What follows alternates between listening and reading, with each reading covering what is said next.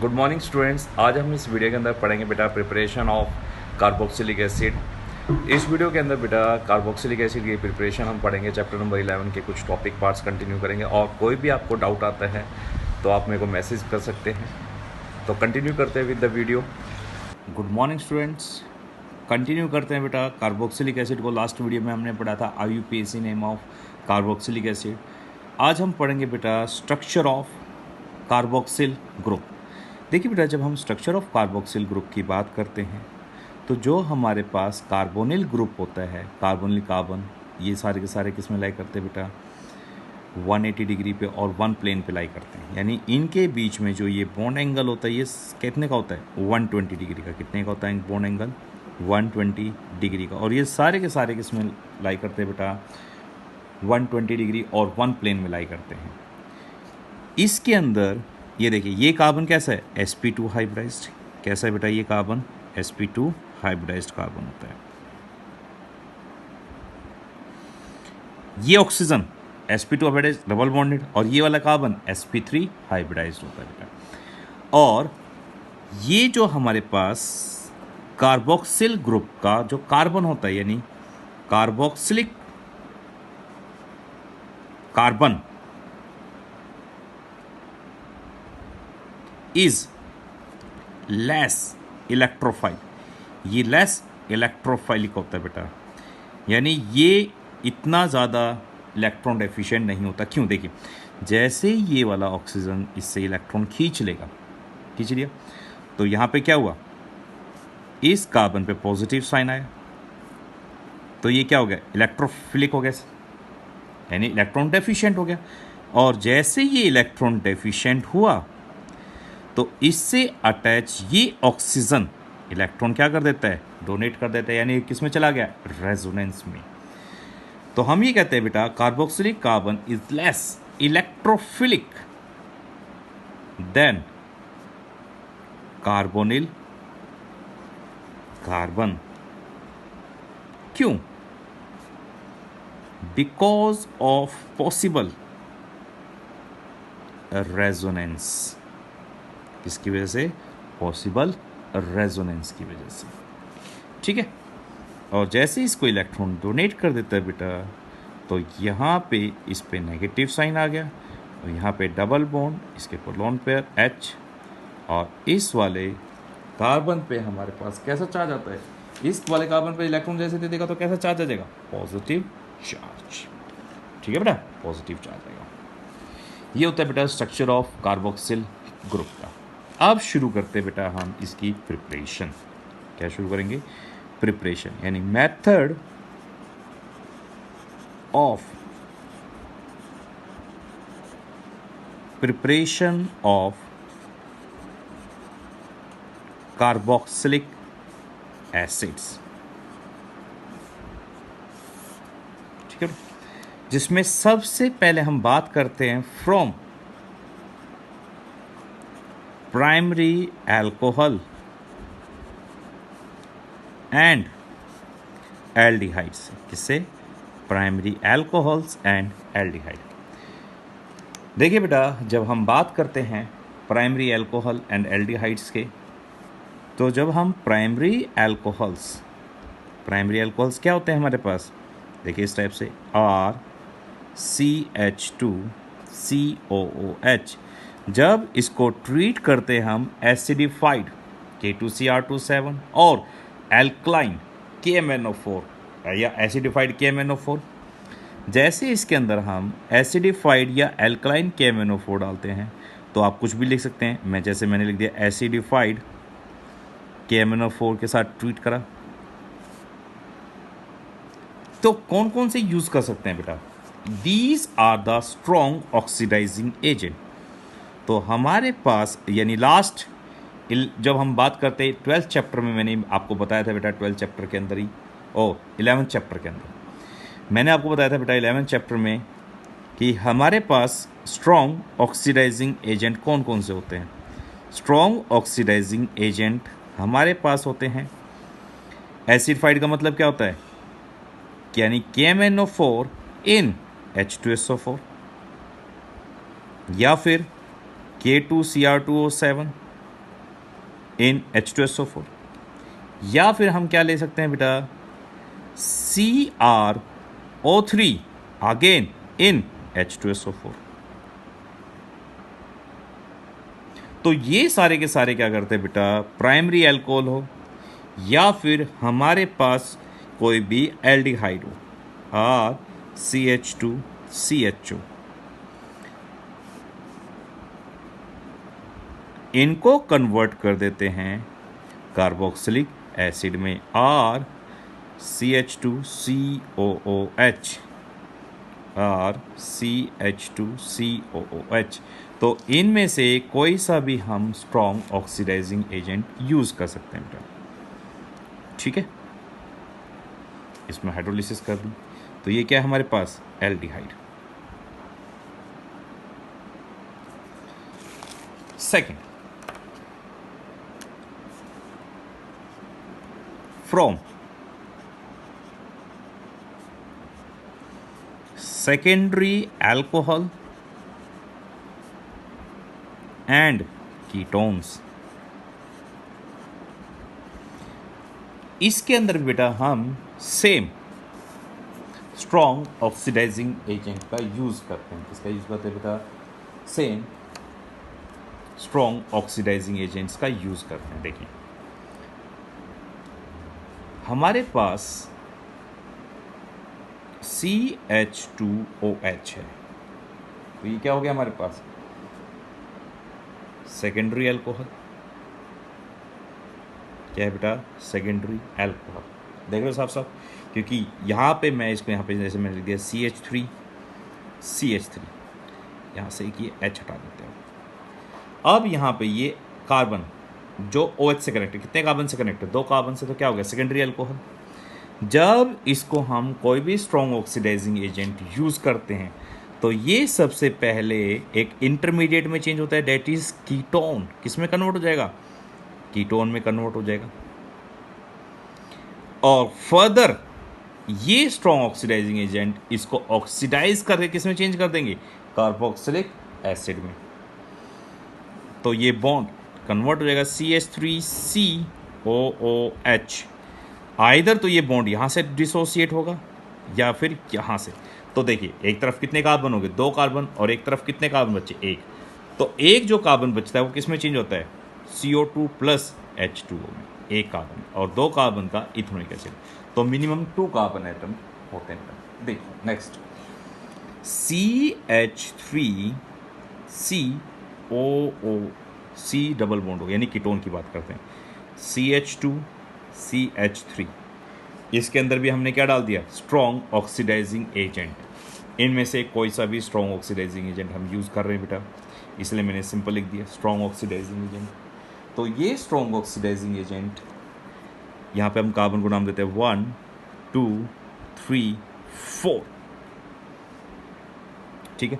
तो यहाँ पे हमारे पास सबसे पहले एक कौन सा प्रोडक्ट बनेगा, या तो हमारे पास बनेगा CH3CH2COOH प्लस ये क्या बन जाएगा, CO2 गैस, क्योंकि कहाँ से क्लीवेज हुई, C1 एंड C2 के बीच में से, C1 और C2 के बीच में से। तो इस साइड में देखिए बेटा कितने कार्बन बचे, यहाँ पे एक ही कार्बन है, और एक कार्बन का क्या बनेगा, CO2 और H2O लिखने की, क्योंकि बाय प्रोडक्ट्स लिखने की जरूरत नहीं है। अब यहाँ देखिए जब C2 एंड C3 के बीच में से क्लीवेज होगा, तो देखिए इस साइड कितने कार्बन है, 2, और इस साइड भी कितने, 2। तो क्या मिल जाएगा हमें, 2 moles of CH3COOH, 2 moles of CH3COOH। तो यहाँ पे बेटा हमारे पास प्रीफर्ड प्रोडक्ट कौन सा होगा, मेजर प्रोडक्ट जब हम बात करते हैं, ये वाला होगा या फिर ये वाला होगा। देखिए तो इसके लिए हम यूज़ करते हैं बेटा पॉप ऑफ। कौन सा रूल, पॉप ऑफ। एक्चुअली में ये NCERT में नहीं है, कंपटीशन में कई बार पूछ लिया जाता है बेटा। किसमें पूछते हैं बेटा, कंपटीशन। जब भी हमारे पास अनसिमेट्रिकल, क्या चीज़ बेटा, अनसिमेट्रिकल एल्कीन हो, ये सब अनसिमेट्रिकल क्या होगा बेटा, कीटोन या अल्कोहल हो, कीटोन हो या फिर अल्कोहल अनसिमेट्रिकल, यानी नंबर ऑफ कार्बन एटम दोनों तरफ क्या हो, अलग हो। तो हमारे पास जो कीटो ग्रुप होगा, keto group preferably remains with the smaller alkyl group। किसके साथ रहेगा? स्मॉलर एल्काइल ग्रुप के साथ। अब ध्यान से देखिए, यहां पे सी डबल बॉन्ड हो आपको दिखाई दे रहा है साफ साफ। यहां पे देखिए ये सी डबल बॉन्ड हो, इसको मैं थोड़ी देर के लिए कवर कर देता हूं। इस साइड में कितने कार्बन है? 1, और इस साइड में कितने कार्बन है? 2। तो किस साइड कम है? इस साइड कम है। तो ये हमारे पास क्या हो जाएंगे? ये यानी कीटोन ग्रुप इसके साथ जाएगा। तो प्रीफर्ड प्रोडक्ट की जो क्लीवेज होगी वो कहाँ से होगी? C2 and C3। तो ये वाला इथेनोइक एसिड हमारे पास क्या बनेगा? ये वाला हमारे पास मेजर प्रोडक्ट बनेगा, और ये वाला हमारे पास क्या बनेगा बेटा? Minor product. इसी को हम कहते हैं पॉप ऑफ रूल। क्या कहते हैं बेटा इसको? Pop of rule. इसमें किसी को डाउट? पॉप ऑफ रूल में तो मेजर कौन सा है, माइनर कौन सा है, इस टाइप से हम डिसाइड कर सकते हैं बेटा। तो ये रूल हमें बताता है कि मेजर कौन सा रहेगा और माइनर कौन सा रहेगा, पॉप ऑफ रूल से। नेक्स्ट देखिए बेटा, फ्रॉम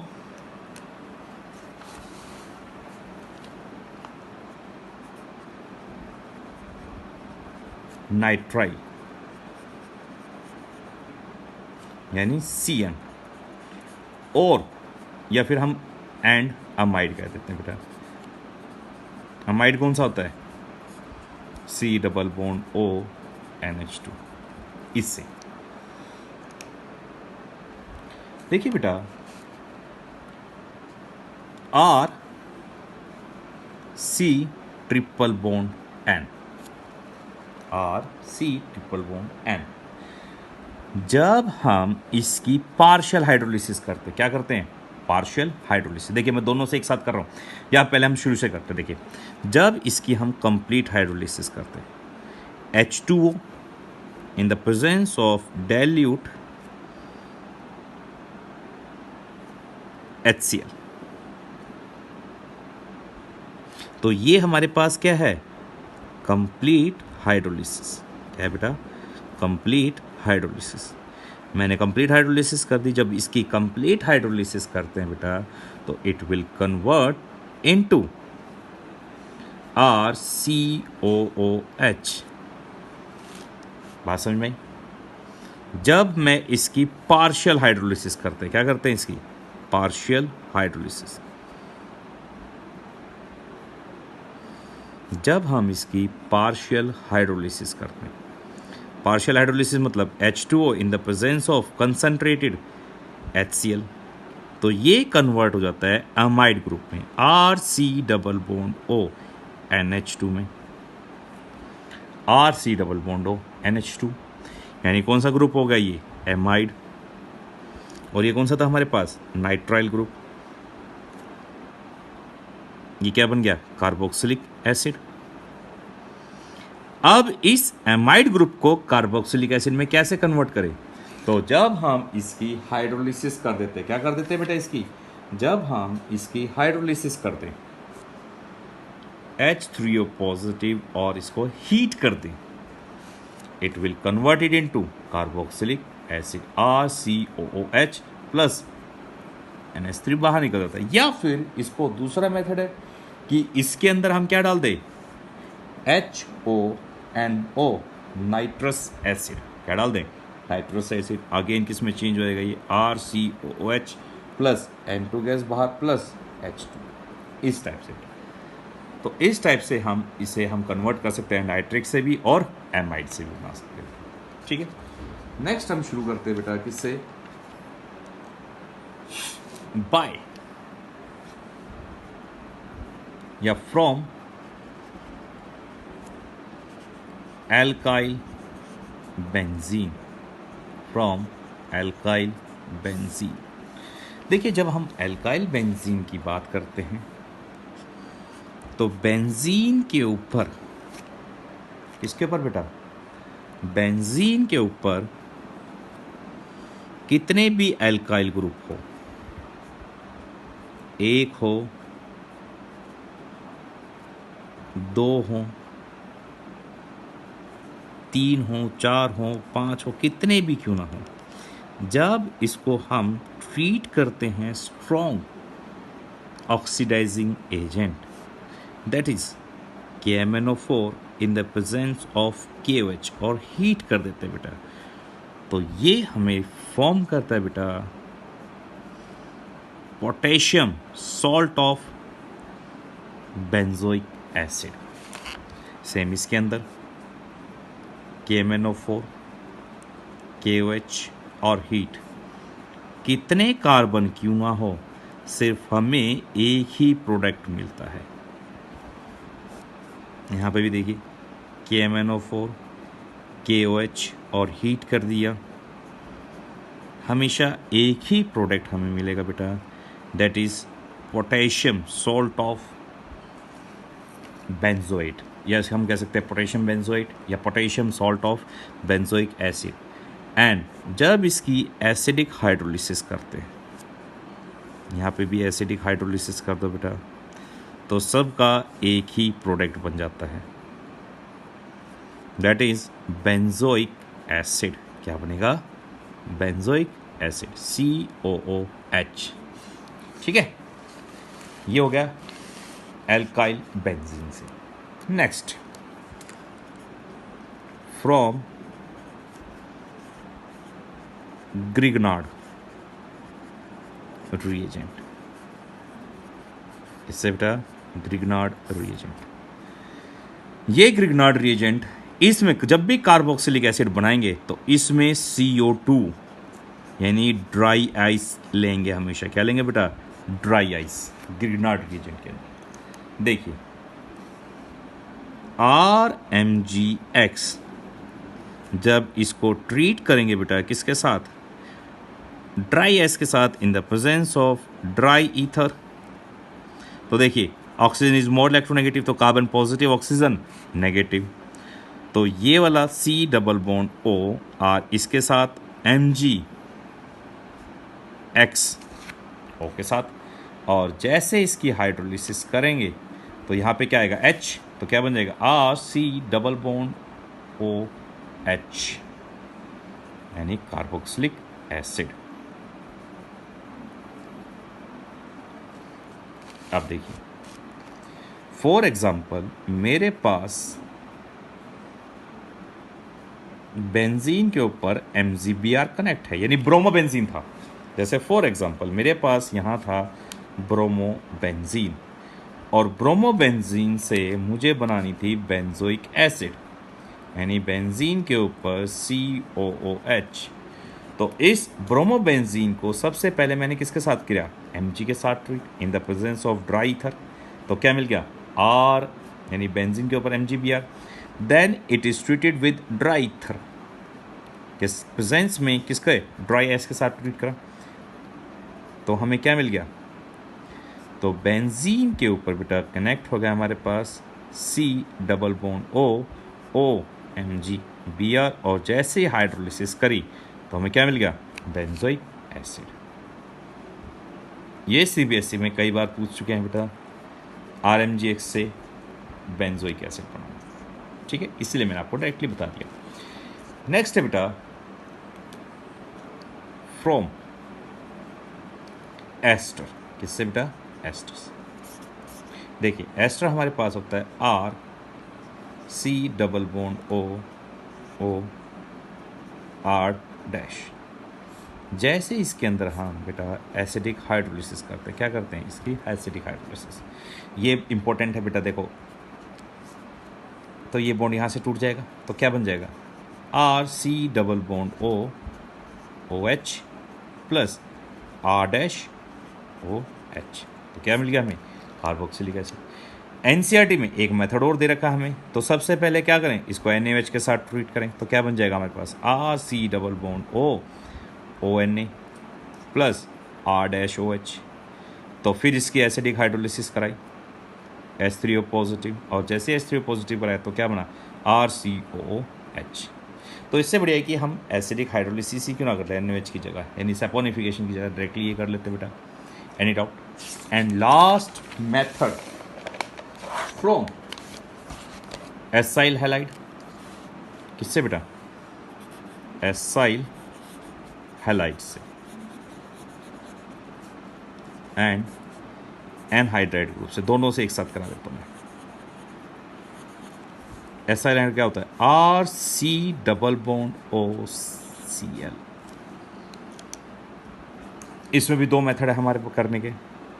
पहले सिंपल मेथड, इसको वाटर के साथ ट्रीट कर दो। वाटर किस में टूट जाएगा? H positive one, OH negative, H Cl के साथ चले गया और OH C double bond OH, और जो यहाँ से H निकला वो HCl निकल के क्या हो गया? बाहर, प्लस HCl। या फिर OH in the presence of water क्या बना? RCOO negative. ठीक है, आप इसको ट्रीट करते हैं HCl और H2 की प्रेजेंस में, तो क्या बन जाएगा? RCOOH। तो बेटर है बेटा आप डायरेक्टली वाटर डालिए। Easy method for the preparation of carboxylic acid. Next हम बात करते हैं बेटा एनहाइड्राइड। कौन सा? Anhydride. RC double bond O C double bond OR। अब इसके अंदर मैंने अकेन डाल दिया वाटर, और वाटर किस में टूट जाएगा? H positive and OH negative. तो ये बॉन्ड यहाँ से टूट जाएगा। अब देखिए ये नेगेटिव पार्ट और ये वाला पॉजिटिव पार्ट, और ये नेगेटिव पार्ट इसके पास जाएगा तो क्या बन जाएगा? RC double bond OH। देखो O यहाँ चला गया, OH बना। RC डबल बॉन्ड OH इसके पास, तो क्या बन गया? RCOH। इस टाइप से ये सेम भी हो सकते हैं, डिफरेंट भी हो सकते हैं। डिफरेंट होंगे, दो अलग अलग प्रोडक्ट बन जाएंगे हमारे पास। सेम होंगे तो एक ही प्रोडक्ट बनेगा। इस टाइप से बेटा हम प्रिपरेशन कर सकते हैं कार्बोक्सिलिक एसिड। एक नेक्स्ट देखिए, last but not list, important नहीं है इतना, RCH और H।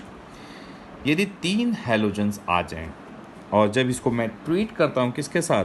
NaOH के साथ, तो ये तीनों के तीनों H यानी 3 मोल्स के साथ, तो क्या बन जाएगा हमारे पास? R, यहाँ पे भी OH बेटा, इस पे भी OH और इस पे भी OH।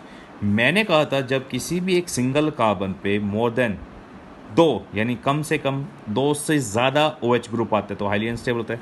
तो जैसे ही हीट करते हैं तो क्या बाहर निकलता है? H2O। तो बाहर निकाल दीजिए बेटा H2, H2O। तो क्या बना हमारे पास?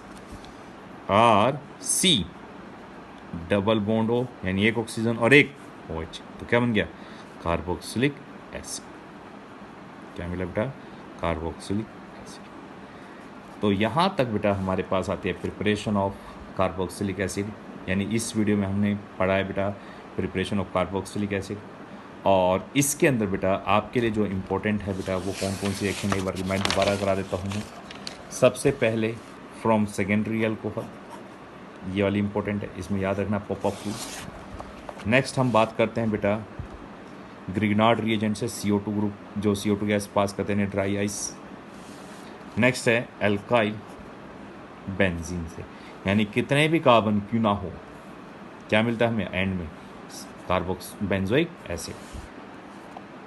नेक्स्ट नाइट्राइल ग्रुप एमाइड, और ये मैं पहले बता रहा हूँ बेटा number of carbon atom increase करने के लिए ये रिएक्शन हमारे पास बहुत इंपॉर्टेंट होती है। यानी आपके पास RCl है, उसके अंदर क्या डाल दो? जैसे ही आप KCN डालोगे तो क्या बन जाएगा? RCl। तो एक कार्बन इंक्रीज हो गया। अब इस एक कार्बन से आप कुछ भी इंक्रीज कर सकते हो बेटा, ठीक है।